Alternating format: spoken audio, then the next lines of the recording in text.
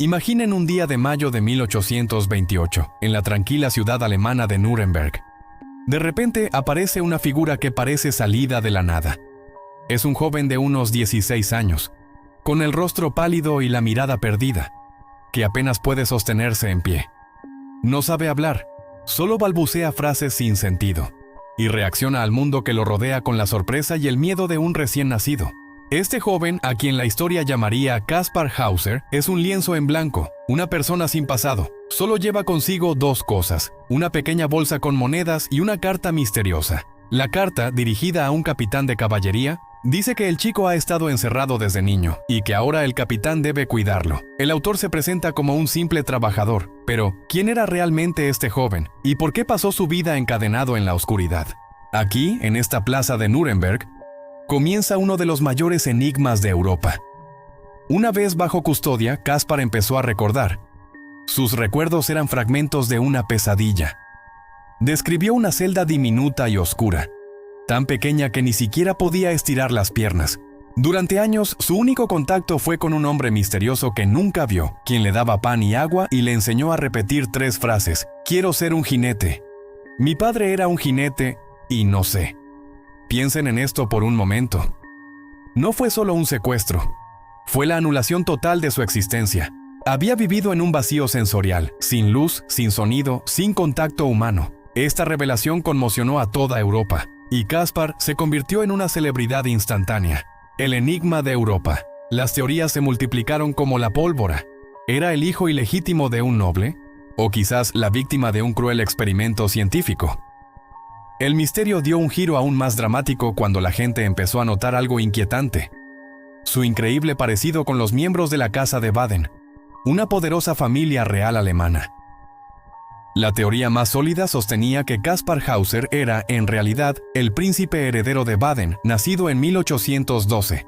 Según esta teoría, el bebé príncipe fue robado de su cuna poco después de nacer y reemplazado por un niño moribundo. El objetivo de este cruel intercambio era alterar la línea de sucesión al trono en favor de una rama rival de la familia. ¿Y quién estaría detrás de un plan tan despiadado? Todas las miradas se posaron sobre la gran duquesa Estefanía de Beauharnais. De la noche a la mañana, Kaspar, el joven inocente, se había convertido en una amenaza viviente para una de las dinastías más poderosas de Europa. Las paredes de su oscura celda parecían ahora superponerse con los lujosos retratos de la realeza.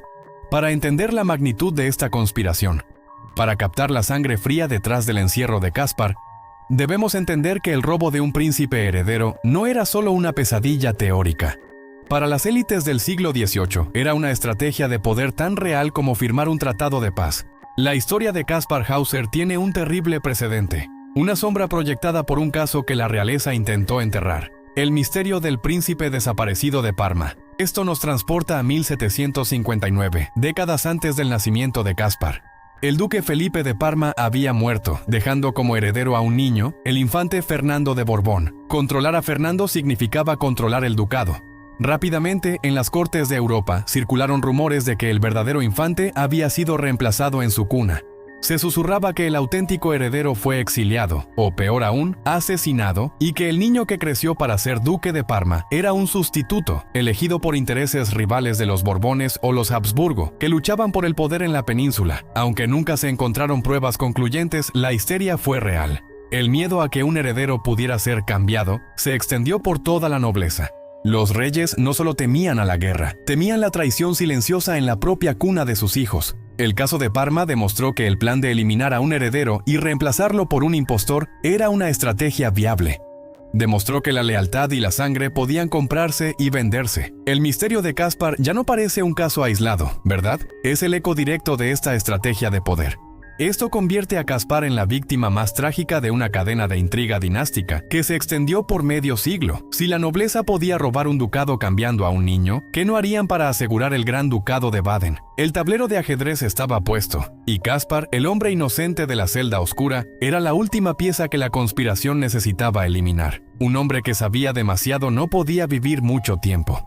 El 17 de octubre de 1829, Kaspar fue atacado por primera vez. Un hombre enmascarado irrumpió en su casa, le hizo un corte en la frente y le advirtió que guardara silencio. Pero el ataque decisivo llegaría 4 años después. El 14 de diciembre de 1833, Caspar fue engañado. Lo citaron en el jardín del palacio con la promesa de revelarle el secreto de su origen.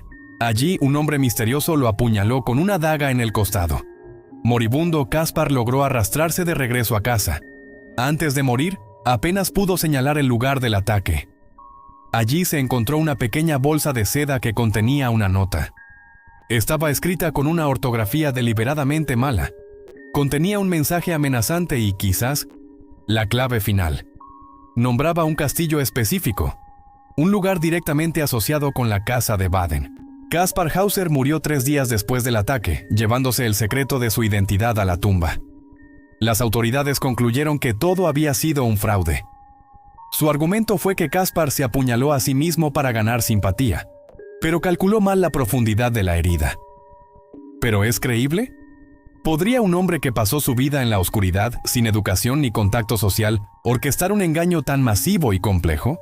Es la explicación simple, pero también la menos satisfactoria. Hoy, la mayoría de los historiadores se inclina por la teoría de la conspiración de Baden, creyendo que Caspar fue asesinado para proteger a la familia real. Las pruebas de ADN realizadas en los últimos años han arrojado resultados contradictorios, añadiendo aún más capas de misterio al enigma. Caspar Hauser fue el niño que se convirtió en una leyenda, un espejo que reflejó la hipocresía y los secretos más oscuros de la Europa de su tiempo. Su vida fue robada por el miedo a la verdad. ¿Fue un príncipe víctima de la ambición o el fraude más trágico de la historia? La duda permanece, y su historia nos recuerda que, a veces, la verdad es más extraña y aterradora que cualquier ficción. Muchas gracias por acompañarnos en este viaje al corazón de uno de los misterios más fascinantes de la historia. Si te gustó este video, no olvides darle al me gusta, comenta, comparte y suscríbete para no perderte nuestras próximas investigaciones. ¡Hasta pronto!